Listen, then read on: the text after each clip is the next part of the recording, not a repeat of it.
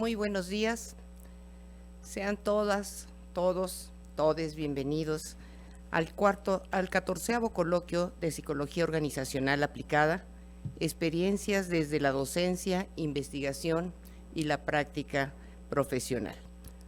Hoy, hace 14 años que la coordinación, gracias al esfuerzo y entusiasmo de los coordinadores, se llevó a cabo el primer coloquio, cuyo objetivo fue reunir a estudiantes y profesores de la carrera de psicología para que a través de expertos reconocidos en el ámbito profesional se creara un foro de análisis y reflexión que fortaleciera su formación con temas emergentes. Después de 14 años, qué orgullo y qué satisfacción ver que esta iniciativa cada año se consolida más, no solo al interior de nuestra facultad, sino en la comunidad. Hoy nos hemos reunido en este auditorio para realizar el coloquio de manera presencial, ya que en años pasados, por pandemia, nos vimos obligados a llevarlo a cabo a distancia. El tema que nos ocupa esta mañana me parece que afecta o impacta de diversas formas a nuestros futuros profesionistas, así como a las organizaciones en donde muy pronto ejercerán la profesión. No importa si se trata de una organización de servicio o de transformación, si es pública o privada, si es pequeña o es una transnacional, ya que hablar de género y de derechos humanos en nuestra comunidad, en las organizaciones y en la sociedad, es una necesidad, así que ¿quién mejor que el maestro Ricardo Soto Ramírez para platicarnos de la implementación de perspectiva de género y enfoque de derechos humanos en las organizaciones, desde la práctica profesional de la psicología? Maestro Soto, bienvenido, muchas gracias por compartir con nosotros su experiencia, además de que un placer reencontrar siempre a personas tan brillantes como usted. Me voy a permitir dar lectura a una semblanza del maestro Ricardo. El maestro Ricardo Soto Ramírez es licenciado en Administración y en Psicología por la UNAM. Cuenta con la especialidad en Derechos Humanos por la Universidad de Castilla-La Mancha. Es maestro en Derechos Humanos por la Universidad Autónoma de Tlaxcala, maestro en Pensamiento y Cultura por la Universidad Autónoma de la Ciudad de México y maestro en Desarrollo Humano por la Universidad de Ciencias del Comportamiento. Actualmente es doctorando en Derechos Humanos por el posgrado interinstitucional en Derechos Humanos de la Universidad Autónoma de Tlaxcala. Ha colaborado en la Comisión Nacional de Derechos Humanos como director del Centro de Análisis y de Información Geoespacial y subdirector del Programa de Igualdad. Asimismo, se ha desempeñado como director e investigador en materia de igualdad de género, además de contar con diversas publicaciones relacionadas con los temas de violencia e igualdad de género. Actualmente es integrante de la Academia de Investigación y Ética de la Facultad de Contaduría y Administración de la UNAM, donde imparte diversas asignaturas, entre las que se encuentra Perspectiva de Género en las Organizaciones y Género y Derechos Humanos en las organizaciones, e imparte cátedra en 3 diplomados de esta casa de estudios. Maestro Ricardo Soto, sea usted bienvenido, muchas gracias por aceptar la invitación y lo vamos a escuchar con muchísima atención. Cedo el micrófono al maestro.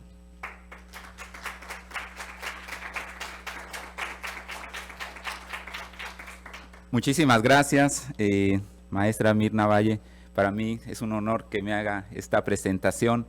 Quiero agradecer, por supuesto, a esta facultad por su invitación, en especial a la maestra Erika Sousa Colín, coordinadora de Psicología Organizacional, por supuesto también por toda la gestión que me ha venido acompañando para estar el día de hoy, la maestra Zoraida López, secretaria técnica de Psicología Organizacional, y por supuesto maestra Janet por este vínculo que hemos hecho. Y buenos días a todas, a todos, a todes. ¿Cómo se encuentran el día de hoy? Me da mucho gusto. Sí, entiendo. Pero miren, precisamente el tema que quiero compartirles el día de hoy es un tema que me parece que es central para todas las organizaciones, sean públicas, privadas, organizaciones de la sociedad civil. Y quiero decirles que el mundo está caminando para allá. Ahorita vamos a ver una serie de conceptos, vamos a hablar de una norma que tenemos en México maravillosa para implementar en las empresas, y el mundo camina para allá. Hay una urgencia, una necesidad. Vamos a ver que es incluso uno de los puntos de los objetivos del milenio para alcanzar a nivel planetario la igualdad de género y con un enfoque de derechos humanos. Entonces de ello va a versar lo que vamos a estar conversando aquí, lo que les voy a presentar. Ahí va. Vamos a responder las siguientes preguntas. ¿Cuáles son los aportes desde la práctica profesional de la psicología para implementar los derechos humanos y la perspectiva de género en las empresas, sean públicas, privadas, organizaciones de la sociedad civil? Y les voy a mostrar, a compartir una herramienta específica que concentra mucho de ello. Cuando vemos esta herramienta técnica, lo que tiene detrás es un enfoque de derechos humanos, y lo que tiene detrás es una implementar la perspectiva de igualdad de género en las organizaciones. Y más aún, lo que he visualizado, que quienes pueden implementar mucho esta herramienta son egresados, sí, de diversas profesiones, pero en especial de la psicología. Porque vamos a ver el tipo de habilidades y capacidades que se precisan. Hablo de una herramienta, pero en realidad lo que estamos hablando es de construir una cultura organizacional dentro de las instituciones, donde el centro sean los seres humanos, el respeto, salvaguarda de su dignidad, pero con un enfoque de igualdad, ¿sí? Entonces vamos a ver aquí esta gran ventana de oportunidad que tenemos como profesionales de la psicología. Y bueno, cuando revisamos el perfil de egreso en la licenciatura en psicología, dice: las y los egresados de la Facultad de Psicología serán capaces de identificar, valorar, proponer alternativas de prevención, intervención y solución a las diversas situaciones de interacción social que se generan entre las personas, grupos, instituciones y comunidades para el desarrollo integral del ser humano y la sociedad, llevando a cabo sus actividades de forma sistemática y con el compromiso enmarcado en la ética profesional. Me voy a centrar aquí en esta presentación en conceptos que vienen de los derechos humanos y en conceptos que vienen desde la perspectiva de género, y que, por cierto, lo maravilloso es ver que están dentro del perfil curricular. Y eso es fundamental, porque el día de mañana que estemos en las organizaciones, que estarán ustedes, lo sé, estoy seguro, y pues con estos conceptos que están aprendiendo aquí en su formación desde la licenciatura, podrán mirar esas realidades. Más aún, cuando uno se coloca los lentes de género, cuando uno se coloca el enfoque de derechos humanos, ya la realidad no la vuelves a mirar igual. De inmediato te van a brincar con estas categorías situaciones de discriminación, situaciones de violencia, situaciones donde no hay inclusión de la diversidad, que somos los seres humanos. Y entonces con estas herramientas tú podrás implementar situaciones que fomenten la igualdad en las empresas. Podrás armar estructuras, diseños, comunicaciones para erradicar todo tipo de violencias. Podrás, por supuesto, implementar programas para evitar y eliminar la discriminación por razones de género, que ya veremos y que ahorita les mostraré. Entonces, fíjense, cuando vemos el perfil, serán profesionales con capacidad de observación, de análisis y síntesis, tenacidad, vocación de servicio, creatividad e iniciativa, gusto por la lectura, interés por las situaciones culturales, sociales y políticas del entorno social. Y ya vemos desde la psicología organizacional lo que nos convoca. Fíjense, revisando los programas de estudio, tenemos una alta incidencia. Miren, por algo llevamos lo que es temas, asignaturas referentes a derechos humanos y temas, asignaturas referentes a la perspectiva de género. Porque nos van a permitir el día de mañana, o probablemente ya desde ahorita, quienes ya se han incorporado a alguna organización, poder mirar con estos lentes. Y por supuesto, dentro del área procesos psicosociales de las organizaciones, lo que es cultura y comportamiento organizacional y el impacto psicosocial en la empresa, cuando estas asignaturas las vemos de manera transversal desde la perspectiva de género y el enfoque de derechos humanos, que ya las tienen allá arriba, se pueden hacer grandes cambios en las organizaciones. ¿Qué les quiero decir? Tenemos las herramientas. Ahora, ¿cómo le vamos a hacer? Bueno, principalmente hay que visualizar cuáles son los conceptos importantes cuando yo lo que busco al final es un cambio de la cultura organizacional. Cuando hablamos de la cultura organizacional suena abstracto, pero en lo cotidiano tiene que ver con costumbres, hábitos, creencias, prácticas, políticas, procedimientos, y todo ello va dando una forma, un actuar cotidiano en las empresas, en las organizaciones. Ahora, lo que se ha demostrado, aquellas empresas, organizaciones que caminan con estos conceptos de inclusión, con estos conceptos de no discriminación, con estos conceptos de igualdad, de oportunidades, lo que sucede con las y los colaboradores están en bienestar, en un estado de bienestar, están de alguna manera satisfechos con la organización. Y eso, por supuesto, además, que es lo fundamental de generar un bienestar en la organización, también se ha demostrado que tiene impactos en materia de productividad, que son fines de, por ejemplo, de la empresa privada, está bien, mejoran los servicios en el servicio público, está muy bien. Es decir, sí cambias el clima organizacional cuando uno le apuesta a trabajar desde un enfoque de derechos humanos y desde una perspectiva de género. Fíjense, algunas definiciones para refrescar lo que hemos revisado, probablemente en las asignaturas que ya llevaron de derechos humanos. Fíjense, son atributos inherentes a toda persona por su sola condición de serlo, sin distinción de edad, raza, sexo, nacionalidad o clase social. Esto es del Instituto Interamericano de Derechos Humanos. Los derechos humanos son aquellos que tiene todo ser humano, que posee y que tiene el derecho de disfrutar, simplemente por su condición de ser humano. Esta otra, de la Oficina del Alto Comisionado de Naciones Unidas para los Derechos Humanos, son garantías jurídicas universales que protegen a las personas y los grupos contra las acciones y omisiones que interfieren en las libertades, los derechos fundamentales y la dignidad humana. Ahí están las definiciones, pero ahora yo lo voy a llevar a un momento más operativo. ¿Cómo implementar el enfoque de derechos humanos, por ejemplo, dentro de las organizaciones? Y aquí yo les diría, cuando vayan a las organizaciones, es muy importante tener en mente estas tres categorías. Por un lado, para con las y los trabajadores, trabajadoras, con todos los colaboradores o colaboradoras en la empresa, ¿sí?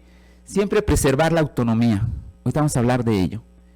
Siempre hacer programas y acciones que permitan que desarrollen su capacidad de agencia. Ahorita les digo de qué se trata.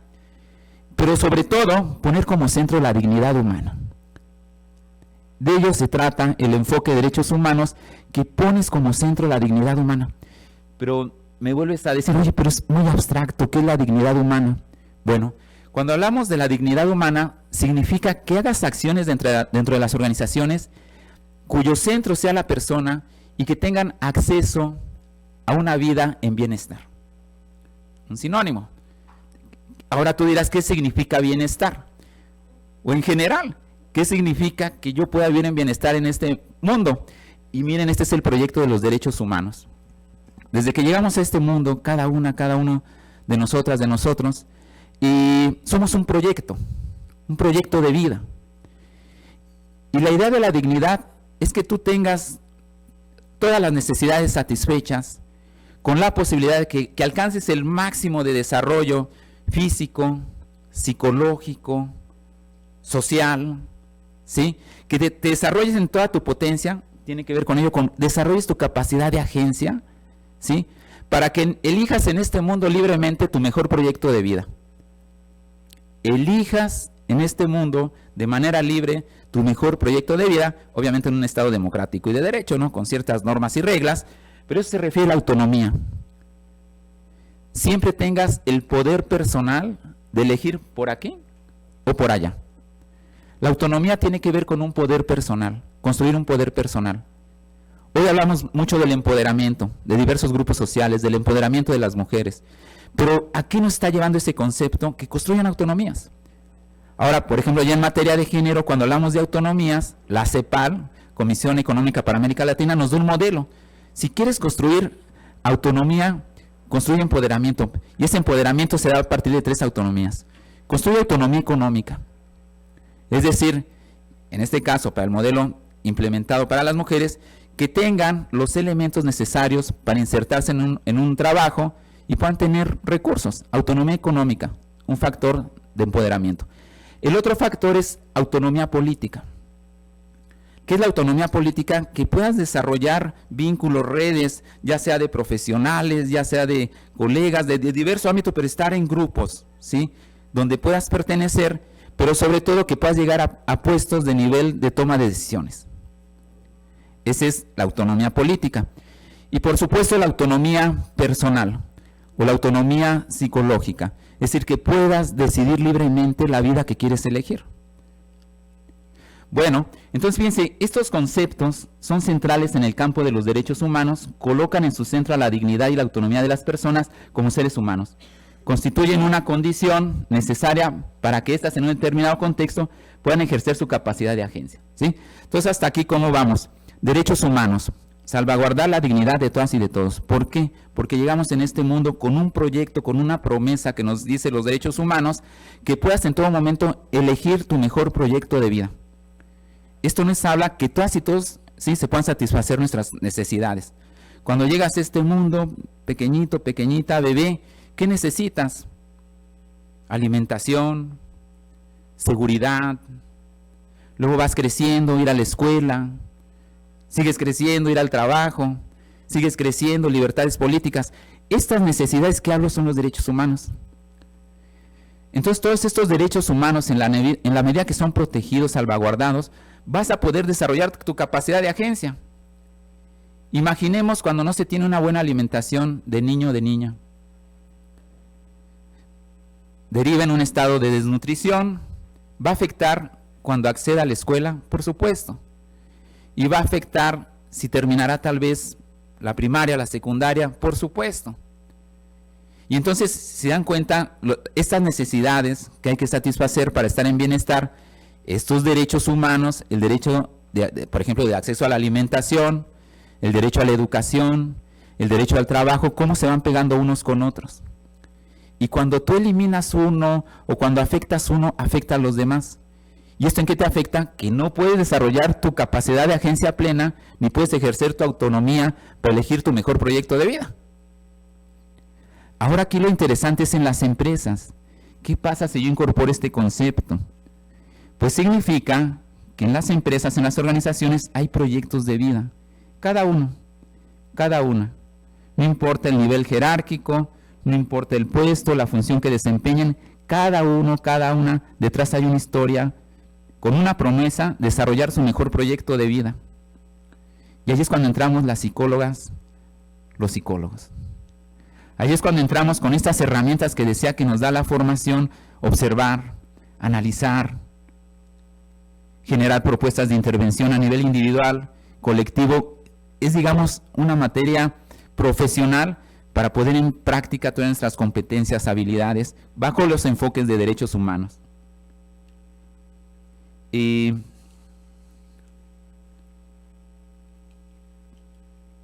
fíjense aquí un pequeño video de la dignidad, por favor.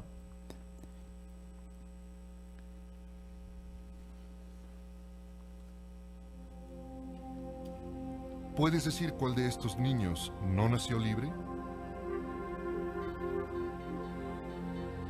¿Puedes decir cuál de estos niños no nació con igualdad? ¿Puedes decir cuál de estos niños no merece ser tratado con dignidad?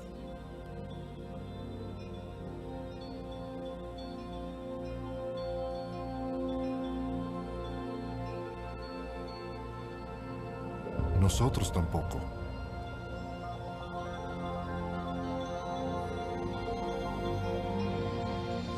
Derecho humano número 1.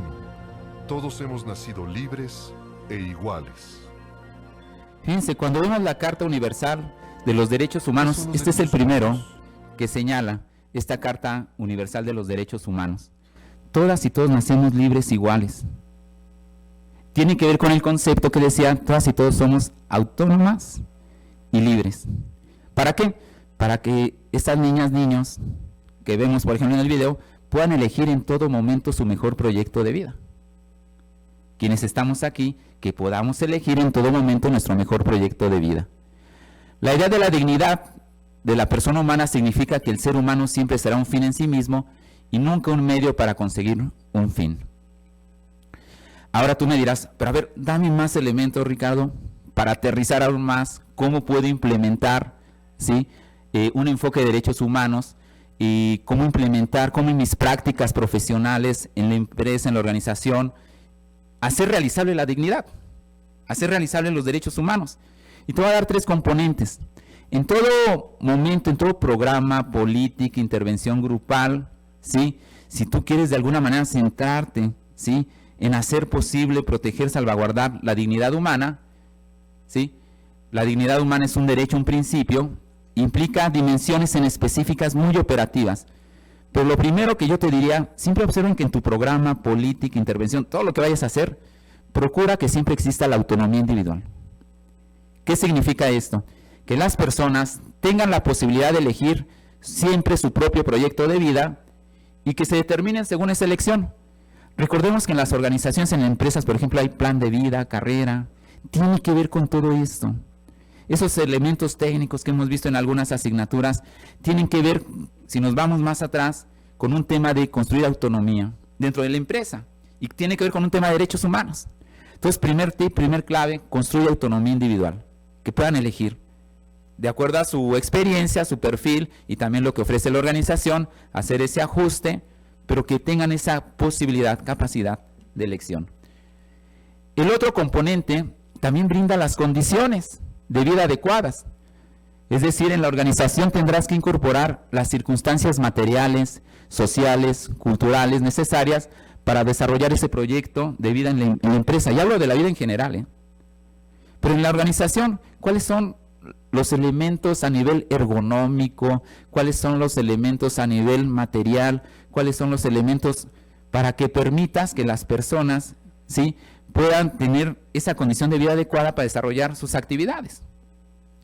Y el tercer componente, muy importante, es que procure siempre la integridad física, psíquica y moral de las personas. Esto significa un presupuesto necesario para la realización del proyecto de vida. Es decir, tú tendrás que analizar en la organización, implementar políticas prácticas para prevenir algún riesgo. En la mañana escuchaba de los riesgos psicosociales, tiene que ver con esto, ¿sí? Crear comités contra el acoso y hostigamiento sexual, tiene que ver con esto.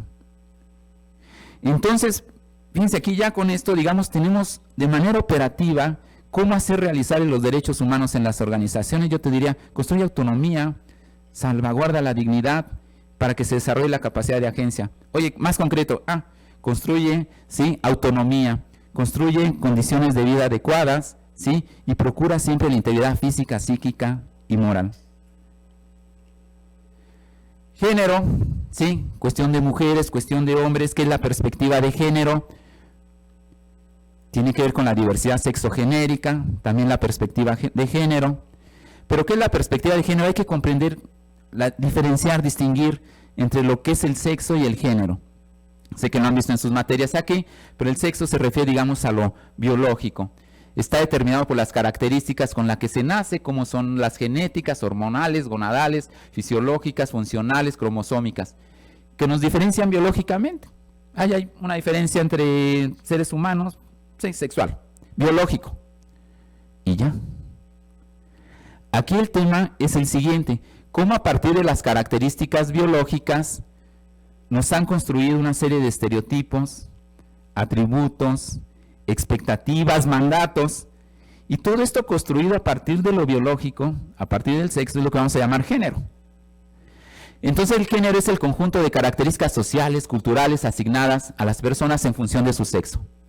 Es una construcción, fíjense, entramos otra vez al campo de la psicología, imaginarios, símbolos, valoraciones, de acerca de lo que es lo femenino y las mujeres, y lo masculino y los hombres. Entonces, fíjense, son ideas, prácticas, prescripciones, experiencias, representaciones. Entonces el género es una construcción social a partir de las características biológicas. Y tú dirás, ok, muy bien. Entonces me estás diciendo que vivimos en una cultura muchas veces muy tradicional, donde se han construido roles y estereotipos de género, en donde ponen en una condición jerárquica las relaciones entre hombres y mujeres, y con la diversidad sexogenérica. Yo te diría que sí. A ver, repito.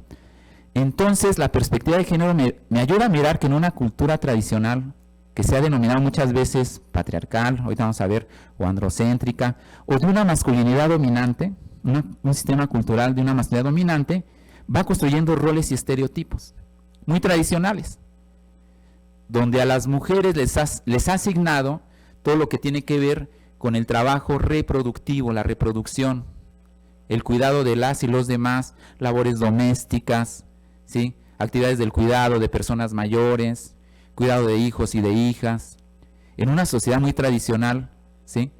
De una masculinidad dominante o patriarcal. Ahorita voy a referirme más a esos conceptos. Y a los hombres se ha construido bajo modelos de estereotipos más hacia el trabajo productivo. El trabajo en la oficina, pagado, remunerado, reconocido. Y entonces cuando lo ves desde un enfoque de derechos humanos, ¿sí? Cómo se han construido estas relaciones entre mujeres y hombres, es un desequilibrio.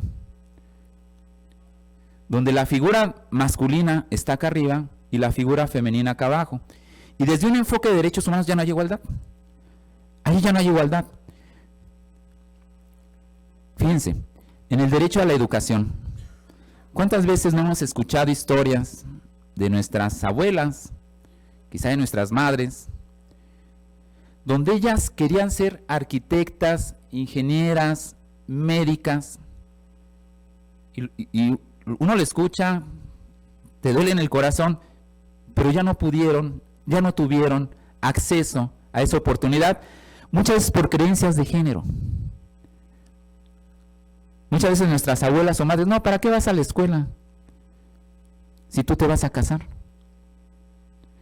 ¿O para qué vas a la escuela? No, mejor el hombre, él es el que va a ser trabajador, proveedor. Fíjense cómo estas creencias de género, de entrada, prácticas, nuestra abuela quizá, nuestra madre quizá, ya no tuvo acceso, posibilidad de seguir estudiando. Es decir, su derecho a la educación, ahí se vio afectado. Luego enseguida su derecho al trabajo, se vio afectado. Entonces uno se pregunta, ¿tuvo ella la posibilidad de elegir su mejor proyecto de vida? No. ¿Desarrollar su capacidad de agencia? No. Es lo fuerte de cuando se afecta la dignidad y cuando lo vemos desde una perspectiva de género, cómo esta sociedad tradicional viola derechos humanos en ese sentido. En las organizaciones, segregación profesional, segregación ocupacional, discriminación salarial, techo de cristal. Muchos de estos conceptos lo que tienen detrás es una cultura machista, ¿sí? O de esta masculinidad dominante, ¿sí? Pero donde construyó de manera simbólica valores donde lo masculino está por acá y lo femenino se le subordina.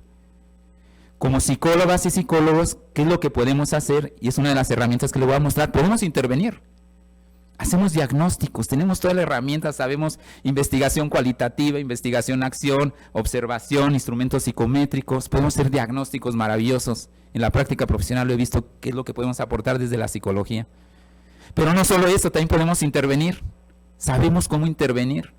Teorías de cambio social, transformación, etcétera. Pero también podemos evaluar. Fíjense, todas las herramientas que tenemos, ¿para qué? Para hacer realizable la dignidad en este caso. Entonces, fíjense, esa es la importancia de estos conceptos y cómo los podemos incorporar en las organizaciones, en las empresas, ¿sí?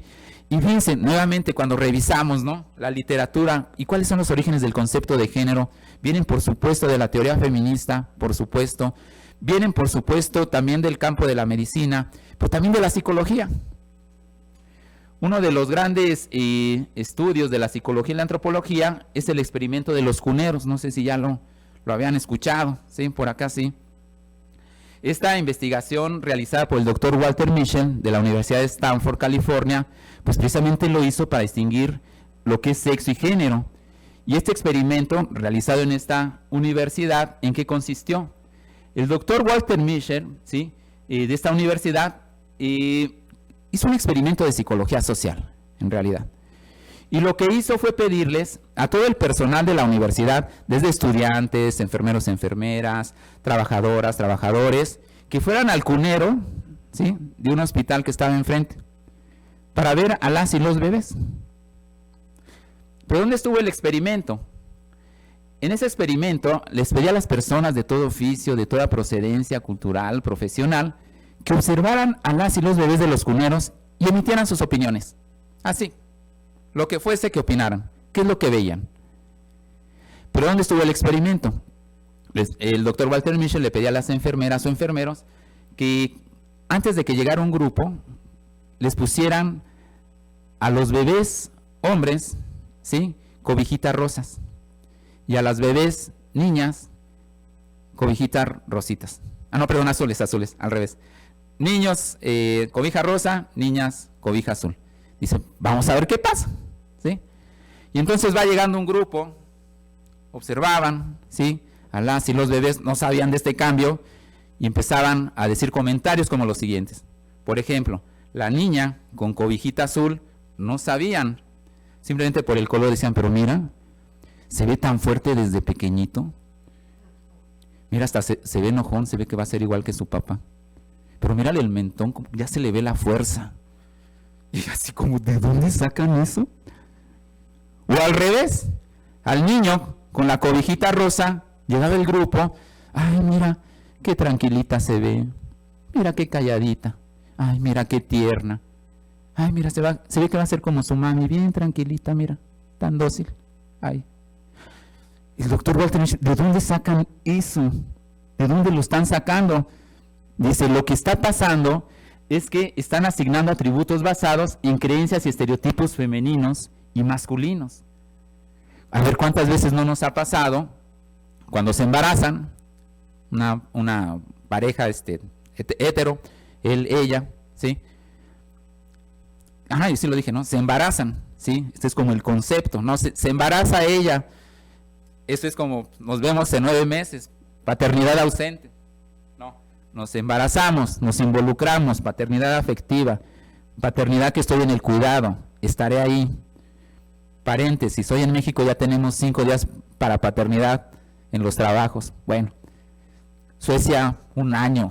O sea, fíjense, es que es bien importante eso porque son sociedades que se dan cuenta de lo que son las primeras infancias, del cuidado, del estar ahí, ¿sí? Tanto, hablo ahorita de una pareja hetero, pero no importa, de la diversidad sexogenérica, estar ahí en los cuidados, ¿sí? Papá, papá, mamá, mamá, papá, mamá. A ver, hay que estar en los cuidados, ¿sí? Pero bueno, entonces, cierro el paréntesis, dice, se dejaron influir, ¿sí?, por los colores de las cobijas.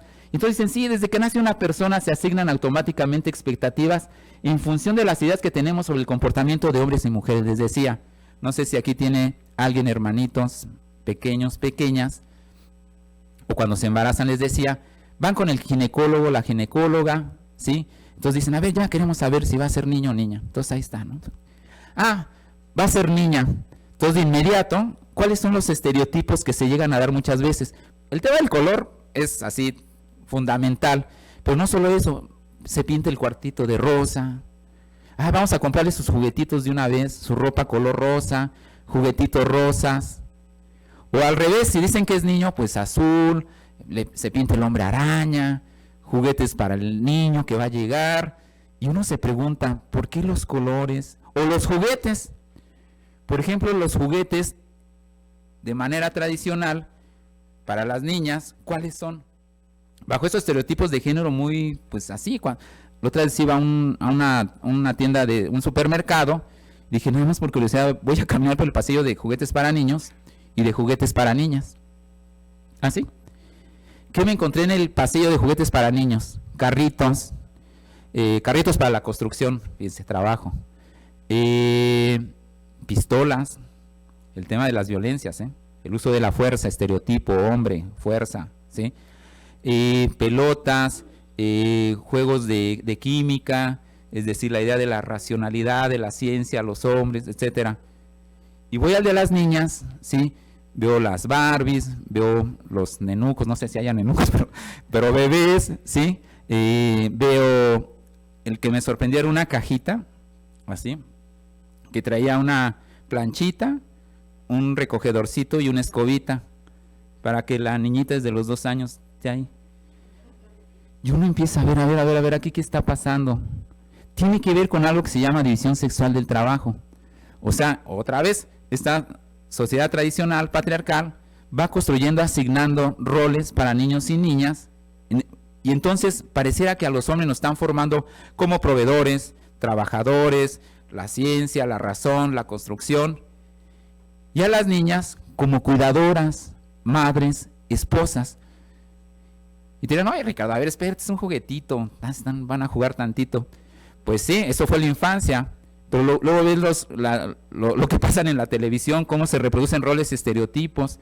Luego sales a las calles, ves los espectaculares, cómo se reproducen roles y estereotipos, ves la prensa. Es decir, estamos en una cultura que reproduce, entonces no es una inocentada. Yo digo, no hay que dejarlo de lado, porque son como cadenitas de eslabones que van formando, van socializando y se van naturalizando estos roles y estereotipos.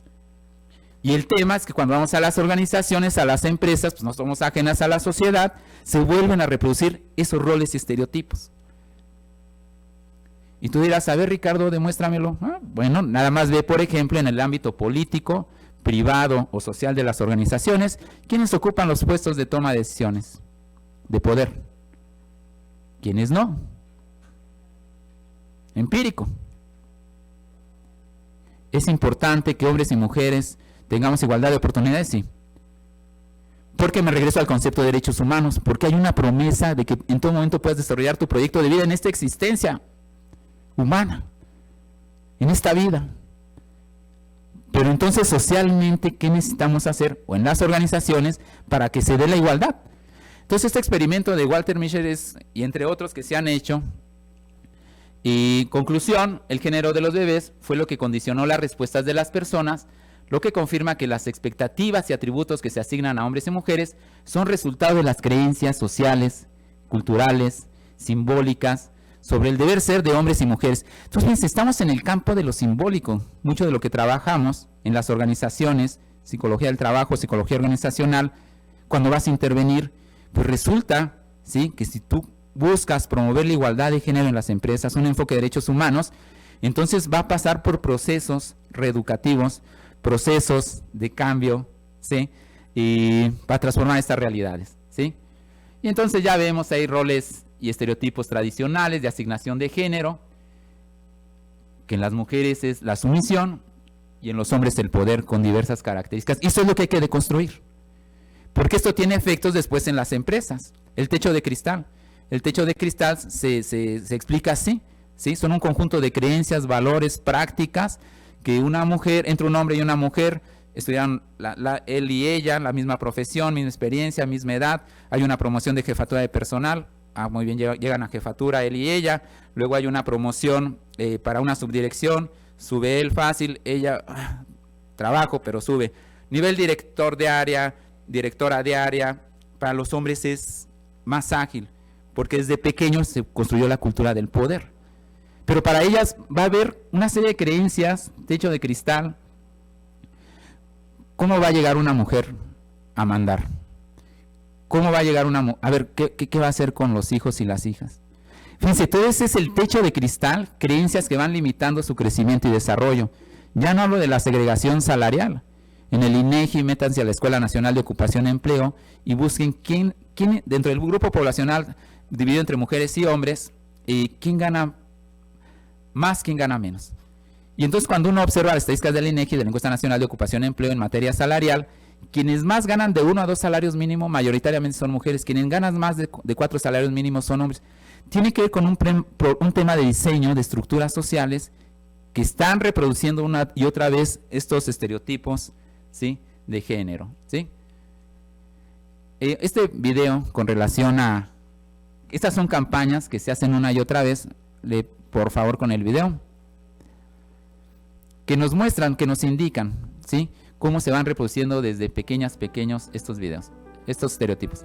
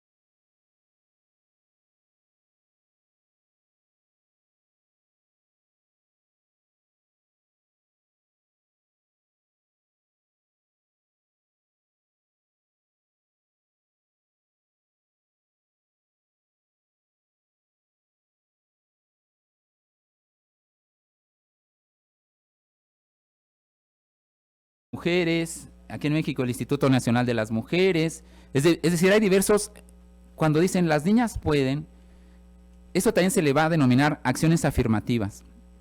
¿Qué es una acción afirmativa?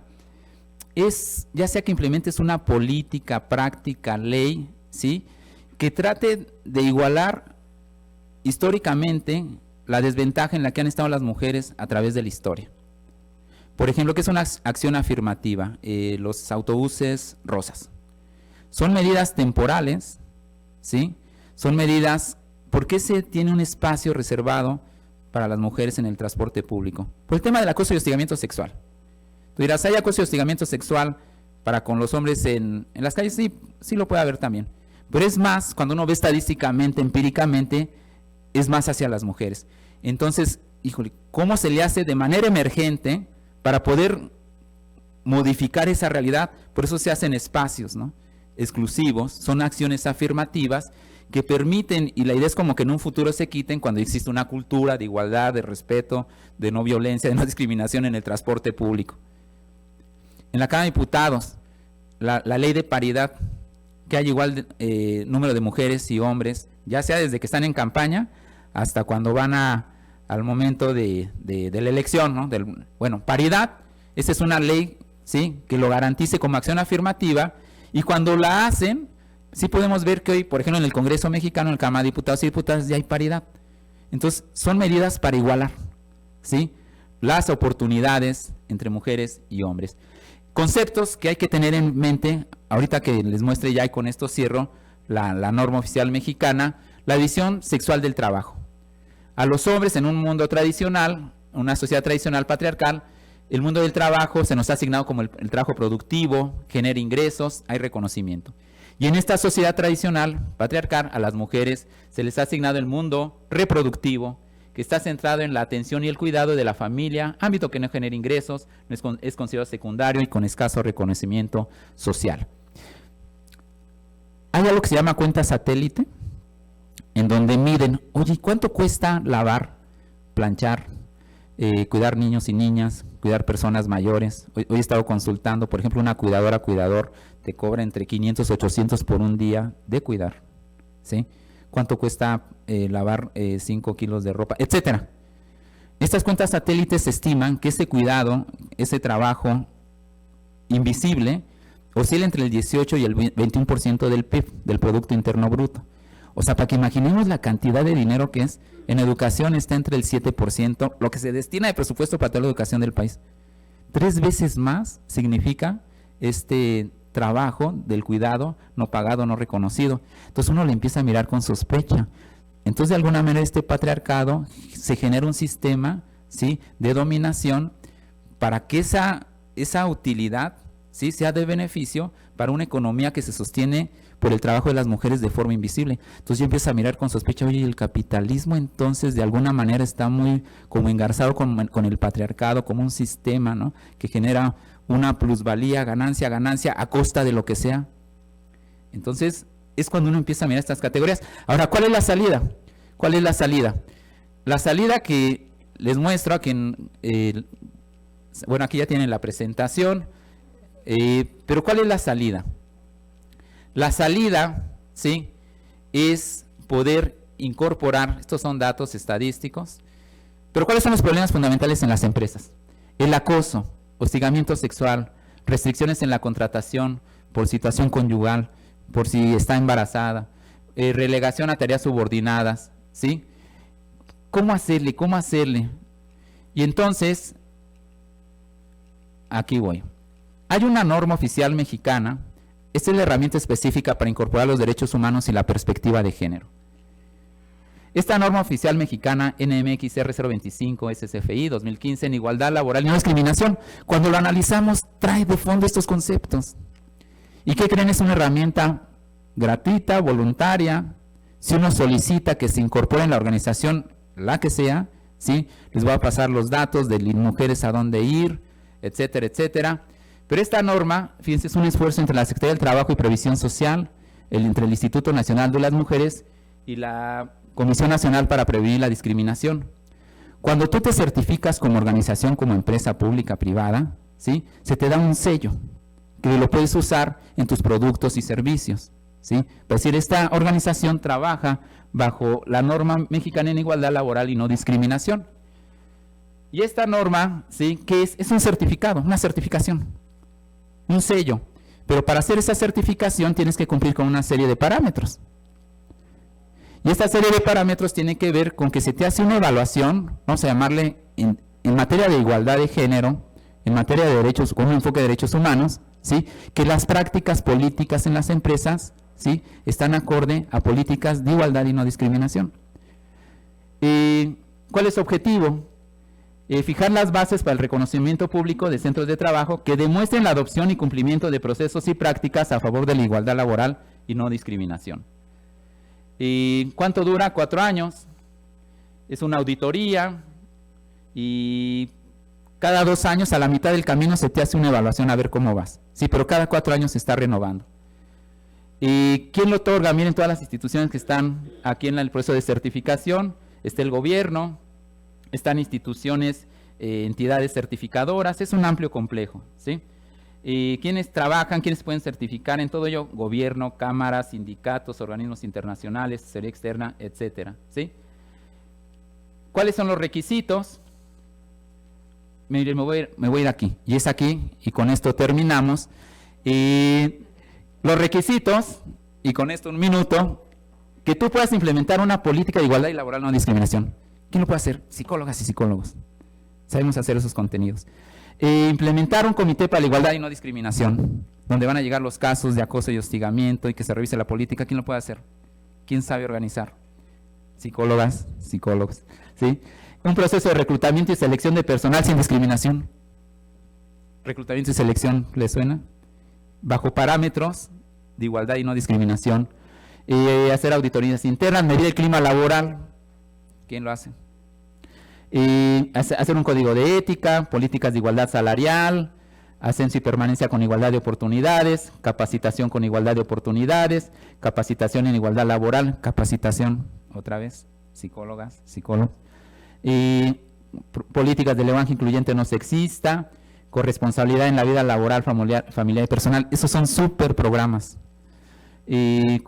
Accesibilidad a los centros de trabajo y mecanismos y regulaciones para prevenir, atender y sancionar tanto la violencia como la discriminación. Bueno, entonces, pues aquí les dejo mi correo electrónico. Quien guste, yo les puedo pasar un kit que me hizo llegar el Instituto Nacional de las Mujeres, donde vienen manuales, herramientas, qué hacer, cómo implementar. Se los paso. Y también les paso un texto sobre violencia de género en México. Está en PDF y se los hago llegar, para que sigan reforzando su práctica profesional como psicólogas y psicólogos. Y muchas gracias.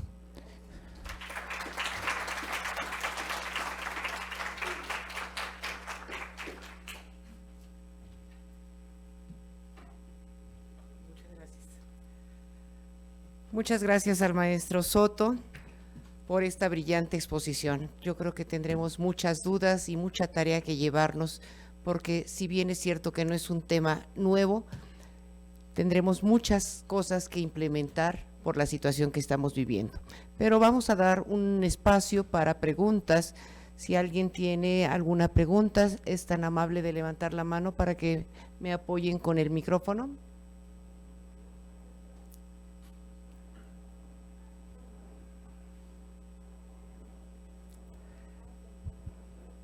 Adelante, por favor.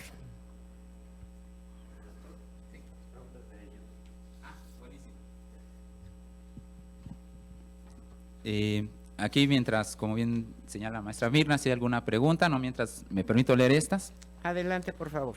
¿Cómo promover una cultura libre de acoso y hostigamiento sexual cuando los comités de ética solo están constituidos para dar cumplimiento a la ley y no por interés genuino para eliminar la violencia? Fíjense aquí, ¿cómo promover el acoso y hostigamiento sexual en comités de ética? Cuando se implementa esta norma, dicen, a ver, vamos a hacer un comité donde están trabajadoras, trabajadores, directivos, directivas, personal operativo, sindicato, es decir, participan todas y todos en el comité como observadores. Hay una serie de procedimientos, en este caso cuando llega un caso de acoso y hostigamiento, hay un protocolo para salvaguardar, digamos, a la víctima, no revictimizar, para protegerle, ¿no? Pero también se investiga, etcétera. Pero aquí está interesante lo que plantea, pero ¿cómo promover una cultura, ¿sí?, cuando solo están constituidos para dar cumplimiento a la ley? Aquí están hablando como solo de forma. Ya tenemos el comité, que nos pongan palomita en la certificación. Entonces es aquí cuando hablamos de construir una cultura, y aquí es cuando entramos otra vez, psicólogos, cultura organizacional. ¿Y qué es lo que hay que impactar? No solo la ley, digamos, la ley está ahí y ya cumplí, sino ahora cambiar creencias, actitudes, imaginarios, símbolos. Creencias, actitudes, imaginarios, sabemos muy bien que es el motor del comportamiento. El imaginario social que yo tenga, la representación, la actitud que yo tenga, seguro así me voy a comportar.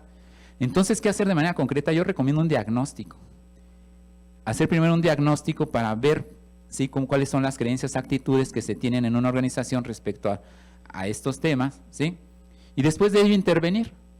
¿Cómo intervenir? Capacitación o profesionalización, si ya ha habido muchos cursos, ¿sí? Ver los organigramas, que realmente haya igualdad de oportunidades, revisar los salarios. Se va construyendo toda una cultura de igualdad. Y en esta pregunta lo que nos dice es que hay una igualdad de jure, jurídica. ¿Cómo ir a la igualdad sustantiva, la que se vive, la material? Tiene que ver con estas prácticas de no quedarse solo con la palomita, ya cumplimos con el comité, sino ahora que quienes lleguen al comité, formarles también en la perspectiva de género, en enfoque de derechos humanos, pero formarles que lo vivan, que lo sientan, ¿sí? Y ahí sabemos muy bien hacer este tipo de capacitación. La otra pregunta, para los hombres es igual de difícil entrar a un trabajo considerado, ponen entre comillas, para mujeres, que para las mujeres entrar a un trabajo considerado para hombres. Es una pregunta. Dice, para los hombres es igual de difícil entrar a un trabajo considerado para mujeres. No, fíjense, entiendo por dónde va la pregunta. Aquí la apuesta es, por ejemplo, en términos de reclutamiento y selección, que llegue el mejor o la mejor candidata, que demuestre habilidades, capacidades. Más bien aquí lo que hay que eliminar son los estereotipos de género, ¿sí? Esta segregación profesional. Es decir, que compita quien tenga las mejores oportunidades, pero también propiciar de antemano, ¿sí?, que lleguen como a la misma meta. ¿A qué me refiero? ¿Sí? Es cierto que muchas veces, por ejemplo, cuando vas a un proceso de reclutamiento y selección y te piden tu currículum, tu experiencia laboral, y de repente ellas sí tuvieron una situación de maternidad donde hay un problema ahí complejo, ¿no? ¿Decido seguir en el trabajo o la maternidad? Dilema fuerte, ¿no? Dicen, pues bueno, por las condiciones, como no hemos hecho los diseños para que haya arreglos en el hogar, donde los hombres participan de manera igualitaria, ellas terminan renunciando a su trabajo y se terminan dedicando al cuidado de la niña o del niño. Hablo de ese ejemplo en particular porque en el momento de reclutamiento y selección, si hay un vacío de un año, no sospechar, no, pues quién sabe qué hizo, no es la candidata, ¿no? Porque dejó de, no, a ver, espérame. Mira desde una perspectiva de género, que es posible que ese año que no trabajó tuvo que ver con un tema de cuidados. Y calificó bien en los exámenes, tiene las competencias. Yo creo que aquí es con perspectiva de género, desde una perspectiva de inclusión, como acción afirmativa, pues vengas, se le contrata. Sí, porque sabemos cómo socialmente el tema del cuidado lo terminó cargando ella, dejando un año de trabajar. Es un ejemplo. Entiendo por dónde va la pregunta, pero por eso siempre hay que mirarlo con perspectiva de género. Y cierro. ¿Por qué esta norma no es obligatoria como la NOM 035? Cierto, no es obligatoria. Es voluntaria, ¿sí? Es voluntaria, pero vamos, ¿qué tiene que pasar? Pues tiene que pasar porque se pueda hacer una propuesta, hablar con las cámaras de diputados, hablar con los poderes, en este caso que está el trabajo. Ahí también podemos intervenir para que esto que es voluntario pueda ser obligatorio. Y como bien lo señalaba la doctora Mirna, es un tema de urgente y pronta resolución, todo lo relacionado con la violencia en las organizaciones, acoso, hostigamiento y promover la igualdad de género. Muchas gracias. Tenemos por acá otra pregunta. Sí, adelante. Primero la maestra que ya tenía el micrófono y pasamos el micrófono. Bien. Luis Alberto Lona nos pregunta, si desde la infancia nos desarrollamos en un sistema patriarcal, ¿cómo un psicólogo organizacional asegura que los colaboradores de una organización han adoptado genuinamente la igualdad de género?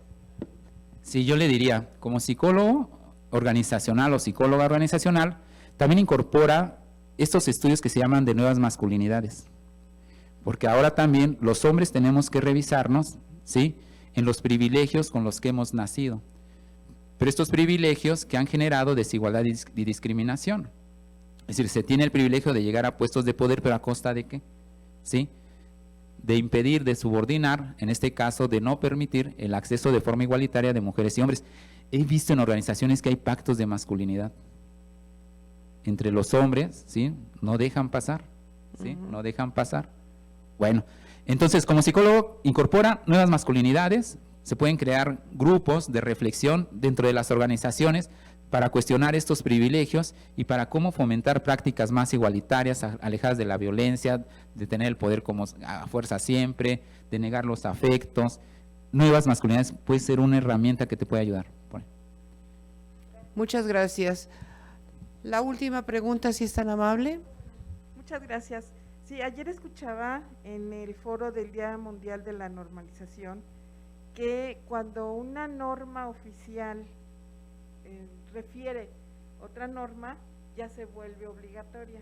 La 035 hace referencia a la 025 y me quedé con esa duda porque sigue siendo sin ser obligatoria la 25.